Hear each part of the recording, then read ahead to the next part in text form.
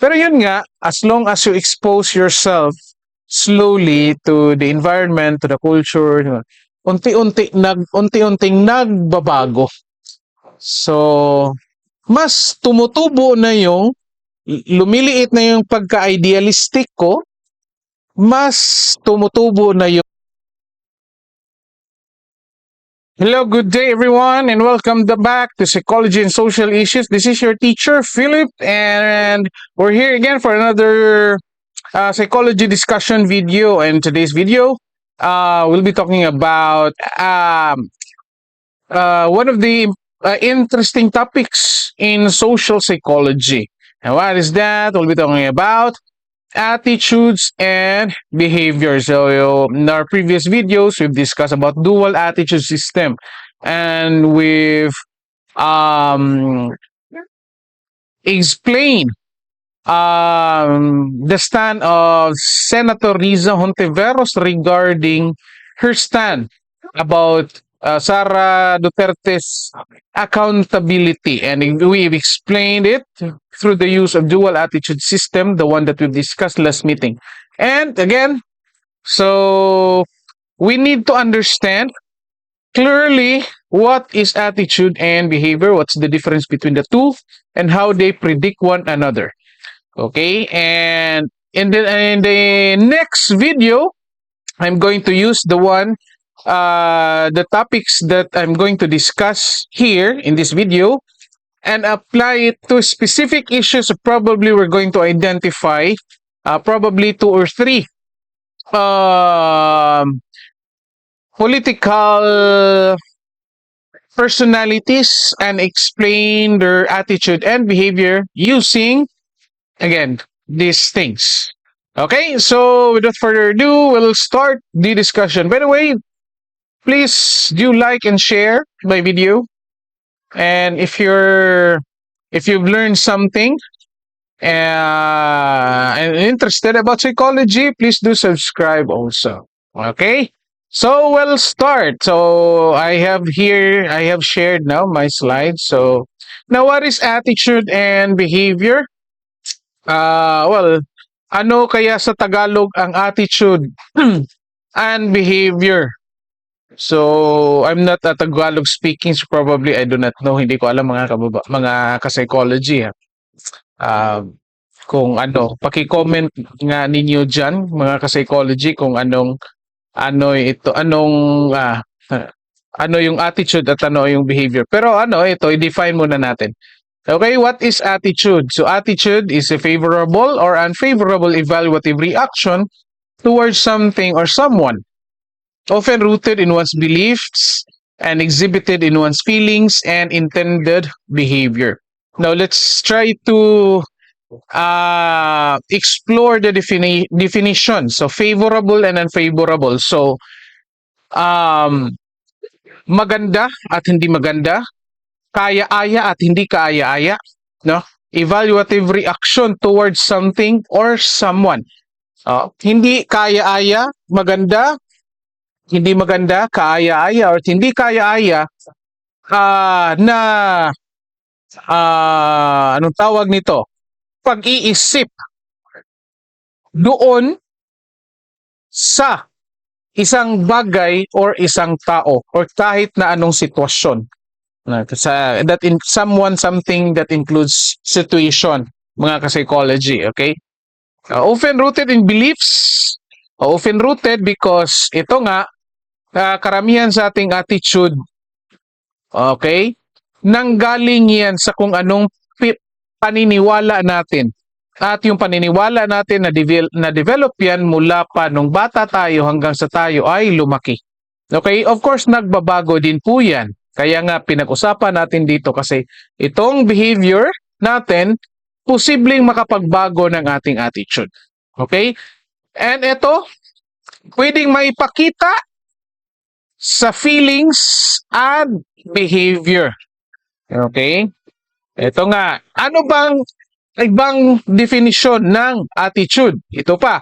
They refer to beliefs and feelings related to a person or an event and the resulting behavior tendency. Okay? To simplified, but again, more or less the same. So they refer to beliefs and feelings related to a person or an event and the resulting behavior tendency. It is something, again, it's something beliefs and feelings, talking about beliefs and feelings. It is something to do with what you are thinking and feeling. It means that is inside your mind.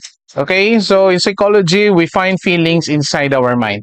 Hindi mo pwedeng sabihin na kung anong nafe-feel mo ay nasa isip mo lang or anong tawag nito? Parang yan, simple pag-iisip mo lang yan. Kasi ang feelings, parte yan yung nasa kaisipan mo at apektado yung buong katawan or anong tawag nito, personalidad mo. Okay? So, beliefs and feelings. Kung anong iniisip, anong pakiramdam toward doon sa isang tao, isang bagay. So, ano naman ang behavior? Ito naman, yung behavior. Behavior is the manifestation or expression of attitude, of your attitude. Manifestation or expression. So, yung attitude, yung beliefs, feelings mo, nandyan sa kaloob-looban mo bilang tao. At hindi malalaman yan ng tao kung hindi mo ma-i-express yan. So, by the time that you express what you are thinking and feelings, no, that is already your behavior. Okay? So, ito nga, combine natin, yung attitude mo ay mag-predict ng behavior. Okay? Series of behavior, they constitute your attitude. Oh, isa, dalawa, tatlo, pangalawang beses mo nang naipakita ang behavior na yan, pangalawa, pangatlo, pang-apat, combine mo yan, makakuha ka ng idea kung ano yung attitude ng isang tao. Okay? So ito nga, sabi, no? Kung titignan mo ito, combine mo itong dalawa, attitude and behavior, simple lang ang resulta nito, yung personalidad ng tao, personality. Okay? So, again, kung titingnan mo yung isang tao, naglalakad, compose yan ng attitude and behavior. Okay? Naglalakad yan, meron niyang iniisip, probably yung papuntahan niya. At anong feelings niya towards doon sa pupuntahan, probably hindi natin alam. Pero the fact na inilabas niya sa kanyang behavior na naglalakad siya, masasabi natin na yung feelings niya toward doon ay mahalaga or importante yun para sa kanya or beliefs niya toward doon. Kaya kasi pumunta siya doon. Okay? So, again, kahit sa anong bagay, mga ka-psychology, nandyan yan. Sa politika, sa pang-araw-araw, ngayon nagkakagulo ang Iran at Israel at ngayon sumali na yung depende, yun nga, may attitude tayo towards sa iba't ibang bagay. Ano nga yung attitude natin dito? So, karamihan sa atin, makikita mo sa social media na nangangamba na. Bakit natin nalaman?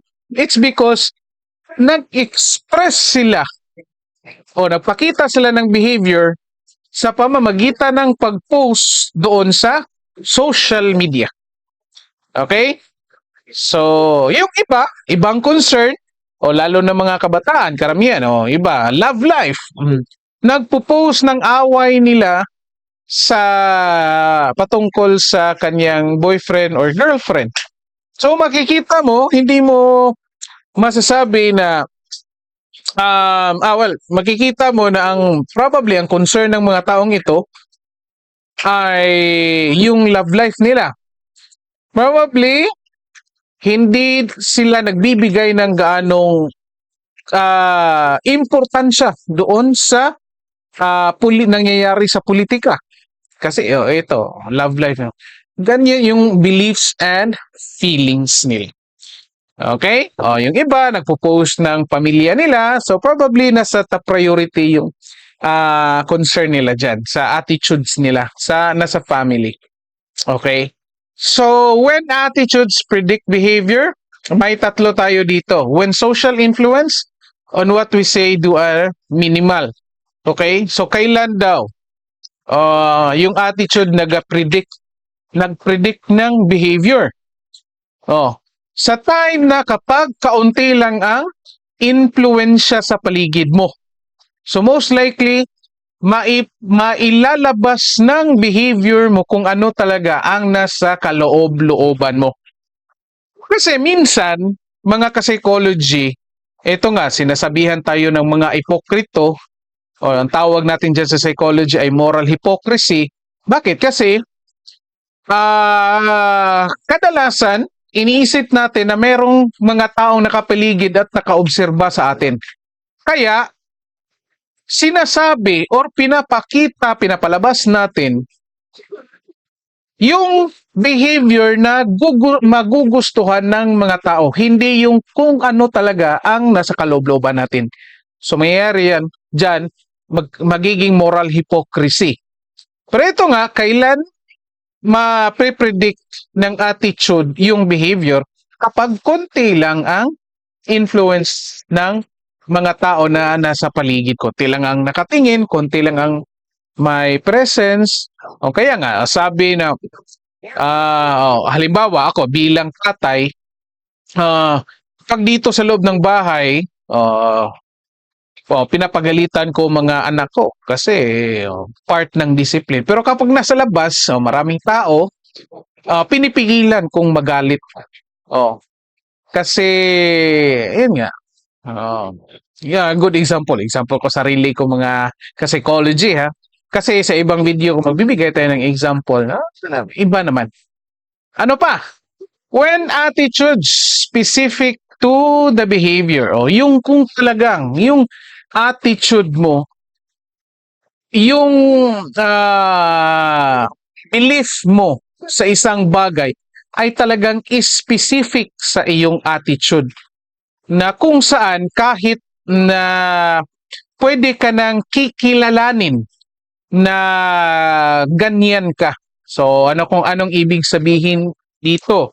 No, halimbawa, isa kang estudyante, graduated ka elementary, valedictorian, sa high school valedictorian, college naging cum laude, summa cum laude ka. So makikita ng mga tao na ikaw ay masipag at matalino. So, yan ay specific na talaga sa iyo. So, parang package na siya, hindi mo na maaalis yan. So, kahit anong sitwasyon, kahit saan ka ilagay, ganyan yung gagawin mo at sasabihin mo. Okay? So, when the attitude is potent or may potential yung attitude, okay? So, ito mga psychology, somehow related ito doon sa nauna, diyan sa when social influence, what we say and do are minimal. Okay? When the attitude is potent. So, hindi ibig sabihin kapag wala kang attitude or beliefs or feelings or magkaiba ang feelings mo dyan sa isang bagay, ay wala nang chance na lalabas yan sa behavior mo. Ito nga, when the attitude is potent, kung may posibilidad or possibility na ma-acquire mo yung beliefs patungkol sa isang tao. Okay? Halimbawa, ito, isa kang tao, gusto mo nang sabihin nating you are pro-divorce dito sa Pilipinas or in the Philippines, pro-divorce ka. So, hindi ibig sabihin wala ka ng chance na magbago ng beliefs or paniniwala patungkol dyan sa marriage. Okay?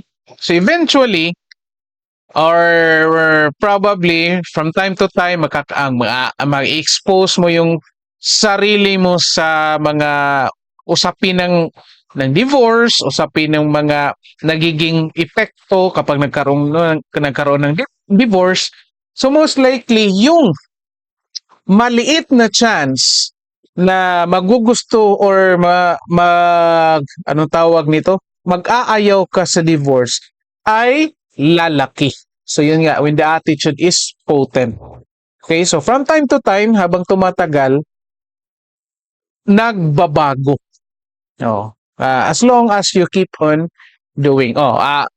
Gawin ko example ko sarili ko, mga psychology. Nung nag-graduate ako ng college, I'm so idealistic, no? Idealistic. Sabi ko, lahat in line. Nag-graduate ako ng college, dapat ito trabaho ko, dapat ito sahod ko, dapat lahat ng tao lahat ng katrabaho ko susunod sa, hindi sa akin of course. Hindi sa akin, susunod doon sa kung anong nakasulat sa libro or sa mga pinag-aralan namin. Dapat ang procedure ng kumpanyang pinagtrabahuan namin ay susunod doon, di ba? Pero yun nga, as long as you expose yourself slowly to the environment, to the culture, unti-unting nagbabago.